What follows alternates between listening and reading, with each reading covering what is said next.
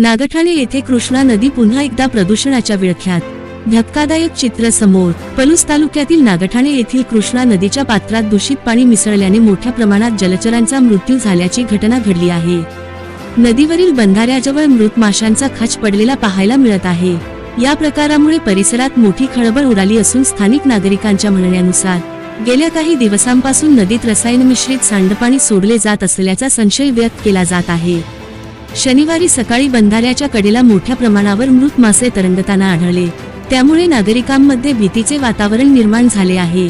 विशेष म्हणजे कृष्णा नदीचे हेच पाणी परिसरातील अनेक गावांच्या पिण्याच्या पाणी योजनांसाठी वापरले जाते. त्यामुळे दूषित पाण्यामुळे नागरिकांच्या आरोग्याचा गंभीर प्रश्न निर्माण झाला.